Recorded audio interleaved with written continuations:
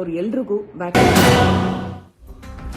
Welcome back. Lockdown ವಿಸ್ತರಣೆ ಮಾಡುವ ಬಗ್ಗೆ ಸಮಾಲೋಚನೆ ನಡೆಸಲಿದ್ದಾರೆ. ಲಾಕ್ಡೌನ್ ವಿಸ್ತರಣೆಗೆ ಕೆಲ ಸಚಿವರು ಒತ್ತಡವನ್ನ ಹಾಕ್ತಾ ಇದ್ದಾರೆ.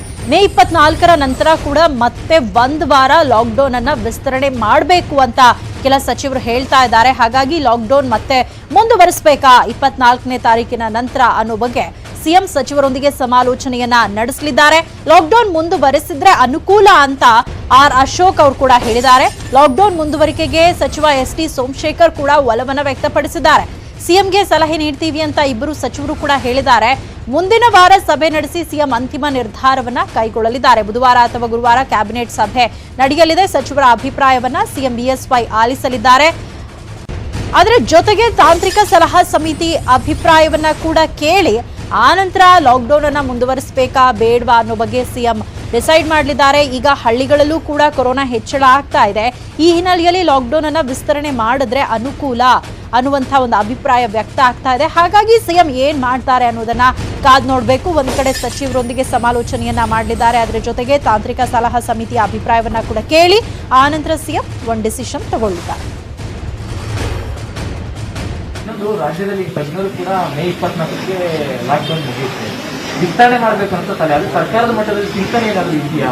ನಾನು ಒಬ್ಬ ಬೆಂಗಳೂರಿನ ನಾಗರಿಕನಾಗಿ ನನ್ನ ವೈಯಕ್ತಿಕ ಇದನ್ನು ಕೂಡ ಕಂಟಿನ್ಯೂ ಮಾಡಿದ್ರೆ ಇನ್ನೊಂದು ಸ್ವಲ್ಪ ದಿನ ಕಂಟಿನ್ಯೂ ಮಾಡಿದ್ರೆ ಒಳ್ಳೇದು. ಈಗ 15,000ಕ್ಕೆ ಬಂದಿದೆ, 22,000 ಇದ್ದಿದ್ದು 7,000 ಕಡಿಮೆ ಆಗಿದೆ. Because of semi lockdown and ಪೂರ್ತಿ ಲಾಕ್ಡೌನ್ ಎರಡು ಮಾಡಿರೋದ್ರಿಂದ ಬಂದಿದೆ. ಸೊ ಮಹಾರಾಷ್ಟ್ರದಲ್ಲೂ ಕೂಡ ಅವರು 47 ದಿನ ಏನೋ ಮಾಡಿದ್ದಾರೆ. ಡೆಲ್ಲಿಯಲ್ಲಿ ಇನ್ನೂ ನಡೀತಾನೆ ಇದೆ. ಸೊ ಕಡಿಮೆ ಆಗ್ತಾ ಇದೆ. ಲಾಕ್ಡೌನ್ ಮಾಡೋದ್ರಿಂದ ಅದು ಹಾಸ್ಯಾಸ್ಪದ ಮಾಡ್ತಾ ಇದ್ರು ವಿರೋಧ ಪಕ್ಷದವರು. ಕೂಡ ಜನರು ಸಾಮಾನ್ಯರು ಪ್ರತಿ ದಿವಸ ಎಲ್ಲ ಅಂಗಡಿಗಳು ತೆಗೆದಿರ್ತದೆ, ಎಕ್ಸೆಪ್ಟ್ ಎಸೆನ್ಷಿಯಲ್ ಯಾವುದಿದೆ ಅದೆಲ್ಲ ಕೂಡ. ಇವತ್ತೂ ಕೂಡ ಜನಸಾಮಾನ್ಯರು ಒಗ್ಗಟ್ಟಾಗಿ ನಿಂತಿರ್ತಕ್ಕಂಥದ್ದನ್ನು ನೋಡ್ತಾನೆ ಇದ್ದೀವಿ. ವಾರಕ್ಕೆ ಒಂದು ದಿವಸ ತೆಗೆಯೋದಿಲ್ಲ ಅಂಗಡಿಗಳು, ಪ್ರತಿ ದಿವಸ ತೆಗೆದಿರ್ತದೆ. ಕೆಲವು ಎಸೆನ್ಷಿಯಲ್ಲು ಬೆಳಗ್ಗೆಯಿಂದ ಸಾಯಂಕಾಲ ಗಂಟೆ ತೆಗೆದಿರ್ತದೆ. ಅದರಿಂದ ಪ್ರತಿ ಒಂದೇ ದಿವಸ ಕೊಂಡ್ಕೊಳ್ಬೇಕು ಅಂತಕ್ಕಂಥದ್ದು ಏನಿಲ್ಲ. ನನ್ನ ಪ್ರಕಾರ ಇವಾಗೇನು ಈಗ ಈ ಸಿಸ್ಟಮ್ನ ಮಾಡಿದ್ದೇವೆ, ಇನ್ನು 24ನೇ ತಾರೀಕಂಟನೂ ಕೂಡ ಇದು ಟೈಮ್ ಇದೆ ಈ ಮಾಡಿರ್ತಕ್ಕಂಥದ್ದು lockdown.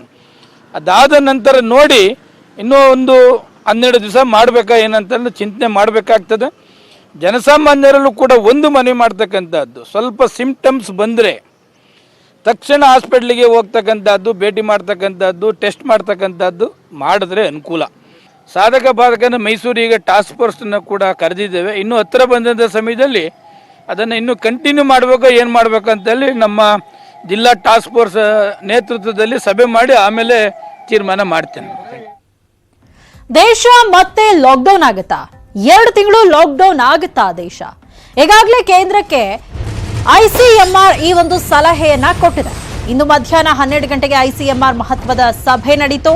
Indian Council of Medical Research lockdown ಬಗ್ಗೆ ಮಹತ್ವದ ಚರ್ಚೆ ಮಾಡೋ ಸಾಧ್ಯತೆ ಇದೆ. ಪ್ಲಾಸ್ಮಾ ನೀಡುವ ಬಗ್ಗೆ ನಿರ್ಧಾರ ಮಾಡುವ ಸಾಧ್ಯತೆ ಕೂಡ ಇದೆ. ಈಗಾಗಲೇ ಕೇಂದ್ರಕ್ಕೆ ಮತ್ತೆ ಲಾಕ್ಡೌನ್ ಮಾಡಿ ಅನ್ನುವಂತಹ ಸಲಹೆಯನ್ನ ನೀಡಲಾಗಿದೆ. ಐಸಿಎಂಆರ್ ಈ ಒಂದು ಸಲಹೆಯನ್ನ ಕೊಟ್ಟಿರುವಂತದ್ದು. ಮತ್ತೆ 2 ತಿಂಗಳ ಕಾಲ ಲಾಕ್ಡೌನ್ ಮಾಡಿದ್ರೆ ಒಳಿತು ಅನ್ನುವಂತಹ ಸಲಹೆಯನ್ನ ಕೊಟ್ಟಿದೆ. ಇವತ್ತು ಮಧ್ಯಾಹ್ನ 12 ಗಂಟೆಗೆ ಐಸಿಎಂಆರ್ ಮಹತ್ವದ ಸಭೆಯನ್ನ ನಡೆಸಿತು.